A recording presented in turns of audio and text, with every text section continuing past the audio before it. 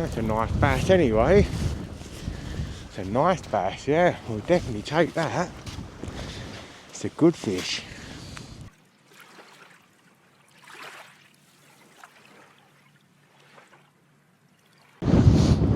Hello folks, welcome back. Very, I would say warm welcome, but as you can see I'm looking a bit like Obi-Wan Kenobi. It's a very cold welcome today. Out here on the beach, early hours of the morning, and I am literally wrapped up in layer after layer, including balaclava, because we've got a very brisk northeasterly wind blowing. I can just clear my face off. I am supposed to have been out on a boat today from Portishead with my very close friend, Monsieur Pro Angler Alan Webb. Are you, Al? That all got blown out because of this wind, so I've ended up doing a bit of beach fishing. Obviously we've got that 2-month-long competition running, so I decided a little bit of half sheltered fishing for a few hours of low water early doors to try for a thornback ray. Here I am, and then just as it gets past low water I'm going to pack up, do one and head off to another mark trying for a small eye ray. So bit of a double whammy today, a couple of different marks, trying my best to catch a couple of fish. The conditions today are absolutely brutal, freezing cold, little bit of rain in the air, blah 20 plus miles an hour winds as well. We'll do our best. So sit back and enjoy, and we'll have a little look at what's gone on in the hours of darkness in a mo, because I've been here for about an hour and a half now. Total fishing time on this mark's going to be about 3.5 hours. Got up about 3:30, did an hour and 10 drive to get here, couple of 3 or 4 hours fishing, then I'm going to pack up, whiz off, and I've got another hour and a half drive to my next mark. I'm just trying to avoid the very windy areas and the open coast really. But yeah, sit back and enjoy, have a look at what happened in the night time, and we'll catch up with you in a short while.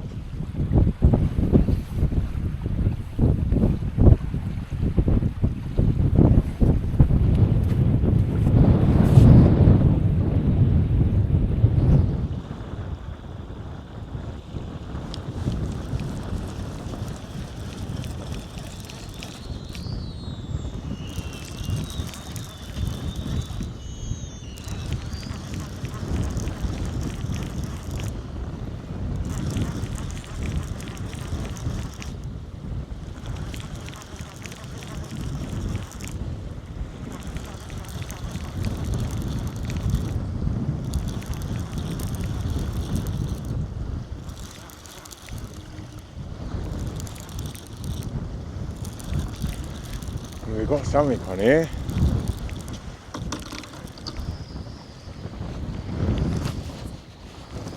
It's a bass. Right. Well, I was hoping there was going to be a fawny, but sorry for the silence, guys, but that's a nice bass anyway. It's a nice bass, yeah, we'll definitely take that. It's a good fish. It's a lovely fish actually. Tank of a bass. Yeah, that's a good fish. Well, there we go, guys. There's a nice big plump bass, just under £5 that. Give me a massive drop back bite. Had it on a half sardine. Massive drop back, couple of knocks thereafter. I wound down and bent into it. Didn't really give me much of a scrap, if I'm honest. Couple of knocks here and there, but a lovely fish all the same. The baits are out there set up for thornback ray. I'm not really fishing for the bass or any other species at the moment. I'm looking to catch a big plump thornback for the sake of the competition. That's what I'm out here for. Conditions this morning, it's early hours at the moment, but they are brutal. It's freezing cold. It's a northeasterly wind blowing. It's about 4 degrees and the wind chill's well into the minus. I'm going to go and drop this one back in. As I say, this is not what we're after, but we're going to go and fish another mark there in a short while. As soon as it gets just past low water, we're just on low water now. So at about an hour before, and I suspect the fishing is going to happen, if it does happen here, around the low water period. So let's put this one back, like I say, and then we can go and get this bait back out again and go again.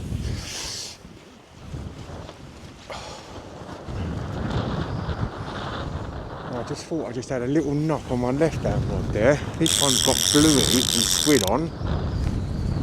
Excuse the muffled voice, but I'm doing my best impression of Obi-Wan Kenobi at the moment with a full balaclava on, so as not to freeze my face off. Sure, I had a knock there.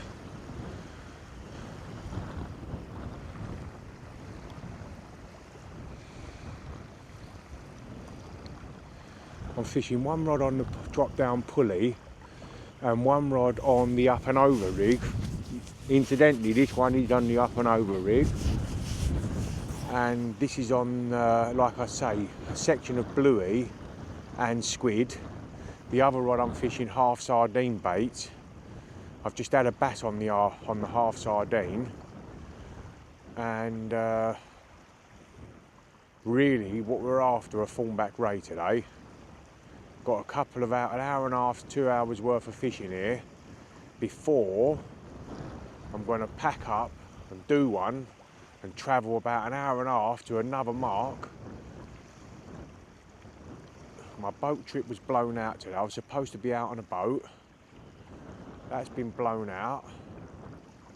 And so I've had to hit a couple of beach marks, but which I'm not overly disappointed about. It's just the conditions are very difficult.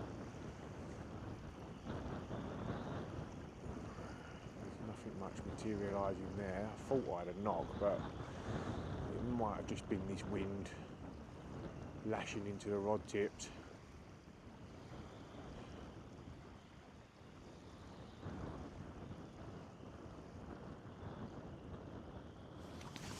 No, we're going to pop this one back in the rest.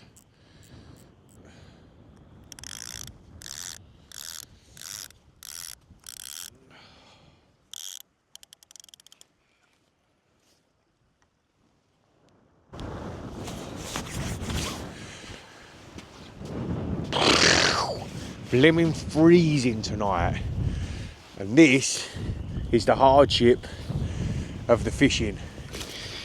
I'm just going to bring this rod in that I thought I had a few knocks on earlier. Sometimes with the thornbacks they do give you a couple of knocks and then just sit on the bait and just sit there without moving, so I'm hoping there's one sat on there, but I very much doubt it. No, nothing on there.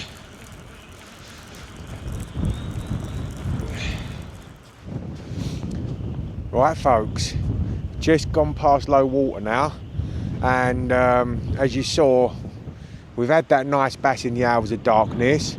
No other bite, it's the only bite we've had for the whole few hours we've been here. It literally has been quite a quick session, couple of 3 hours fishing in total. I'm just about to start packing up now, and the next time you see us, we are going to be on a completely different mark, in a completely different area, fishing for a completely different fish. So we'll see you soon. And as if by magic, here we are, mark number 2 today. Just very quickly give you the rundown, just to recap. We've just jumped from mark number 1, which we were trying to get a thornback or two, fouled that, but caught a nice bass. Now we're on mark number 2. It's a rock mark, as you can see. I've changed my boots. I've got some nice studded boots on now. We are 3 hours before high water. I'm going to be fishing up to and over high water, and probably 2 or 3 hours back down again. Run you through the rigs in a minute. Fishing the same tactics. I've stuck one rod out already, that's why I keep looking up. But I'll run you through the tactics pretty much identical to the last spot. Fishing one rod on a drop down pulley or pulley dropper rig, and fishing one rod on the up and over rig. I've got one rod with a single size 5.0, and I've got one rod fishing a pennel, fishing sardine on one, and I'm going to be fishing sardine squid on one, and I'm going to be fishing bluey squid on the other. Got some lovely frozen baits from Southwest Sea Baits as per, and that's about it. In a moment I'll get you through the rigs and whatnot before I whack this second rod out, and then we're going to start fishing. Fingers crossed, let's get into some action and enjoy the day. It's a lot different to where we was in the other spot, although we've still got that easterly coming in, which is pretty chilly. I'm thinking I might have my jacket on in a minute. I don't need to be fully balaclavaed up and whatnot for the time being, although I've got it in the pocket just in case. So sit back and enjoy once again, and let's get into some action, fingers crossed. Okie dokie. So this is rod number 2. Other rod's out fishing already. That is on the up and over rig. This rod here is fishing, as you can see there, single size 5.0. That's got bluey and squid bait on. I'm fishing with a 6-ounce lead. Probably don't even need it here, probably 5 would do, but I always go a bit OTT. As I say, this is the pulley dropper rig. I've explained it before, but the simple principle is that it's a clip down rig and it goes all the way up and down, a nice long snood, and you've got a nice pulley bead up the top here, cascade swivel. It all looks on streamlined and nicely. If I just clip it all down very quickly, and I'll just show you how it looks when it's ready to go out. You can have a look back. I've been through the rig in depth on some of the other films I've done, but there we go. That there is as easy as it is to clip it all down. Let's just get this one straight. Oh, there we go. And there you see it. So if I just run this over the camera, just get a little bit of slack. So as you can see there, cascade swivel. The snood runs all the way down. That's the clip there. I like these splashdown lead clips. I think they're Gemini make them. You can't go wrong with them. They release when you need to. The only time they ever play up is if you're fishing over real muddy or gritty sand that gets into them. But if you're careful and don't get them caked up with mud and just lift it up out rather than dragging it along, they just always work and they hold the bait solid. I like the off the ground cast, and it works very well for the off the ground cast, because when you lay it down, some of the other clips literally come unclipped. Give you a little pan around. A little bit different from the last spot we were at, which was a sandy flat beach. That was in South Devon. This is East Cornwall. I've done about an hour and a half drive from one mark to the other. Did about an hour and 10 to that mark this morning. But it's all worthwhile if you can get yourself a couple of bites. And obviously the bass this morning, not the target, but you never turn your nose up at a decent bass like that. This second rig is the up and over rig, which I'll just show you a little closer. We have got a splashdown lead clip with a swivel attached to it, and it's just free running on my rig body. You can see it going up and down there. There's a little small bead either side. On the business end, I've got a swivel. So this lead here is going to run all the way down to the swivel, and we have got a little quick clip to take and change our bait readily. I've got quite a long old hook snood. You can see it going all the way down. I've got a Pennell rig set up with 2 Bavaria 4.0 hooks, and I'm fishing on that squid and sardine. Now what happens with the up and over rig is, if I can just show you, it's basically, as I said, a running lead, but it's a running lead that you can clip down for casting purposes. So what I'm going to do is just quickly set it up, and then we'll run back through the rig once it's clipped up and set up. I'm trying to do it all with spare hands here. Here we go. Let's clip that in. Okay, now what you'll see now is we've got an upside down genie clip there. The snood runs over the top of that, down onto the lead clip, And what happens is once the lead clip unravels, the whole thing unravels in the water, and you end up with this long flowing running trace, which is perfect for the ray species or any of these species that like to feed on the bottom. I do like this rig for cod. It's my favourite cod rig, and I will use it at times for the ray species. I often just go with the drop down pulley, but I'm going to stick with one of each today and see if any particular rig works better. So there we go.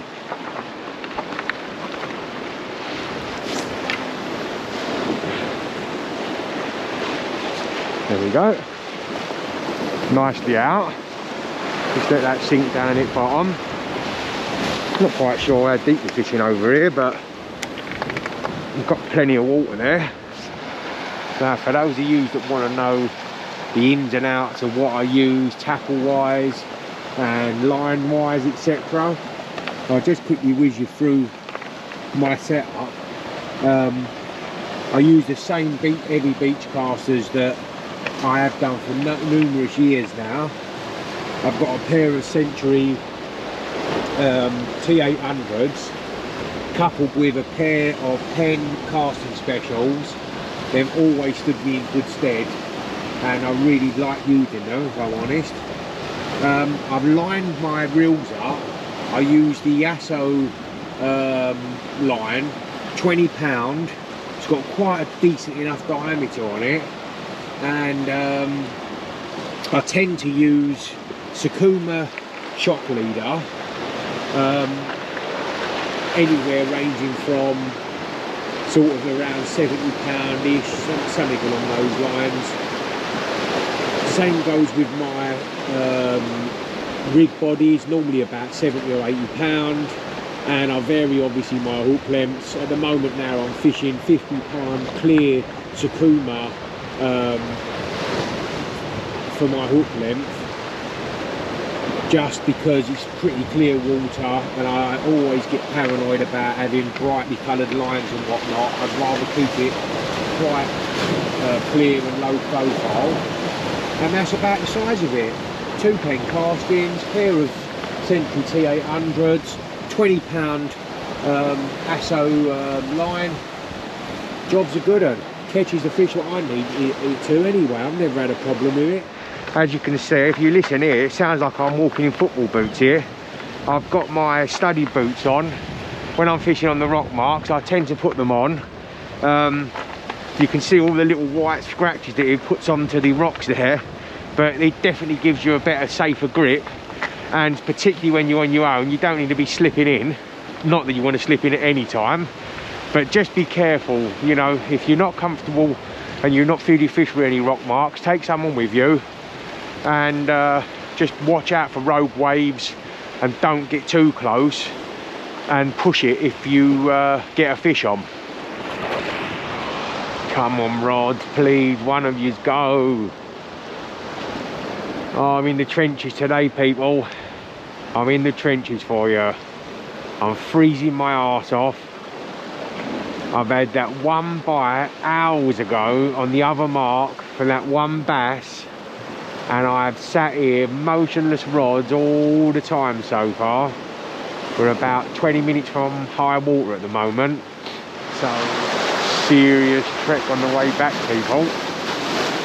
Spot the path. I've got to get up there and then straight up the cliff sides up this way. I don't know if you can pick it up on the camera. There is a little path in there, a few steps as well right at the top, steep as you like. I'm not looking forward to it, especially after a nice blank down here. I've still given myself an hour or two, but I'm almost resigned now to have admitted defeat. Right, ladies and gents, that will do. I've been beaten into submission. It's about an hour and a half after high water now, not a single touch. Just about to start getting dark, and I'm calling it. I've had enough.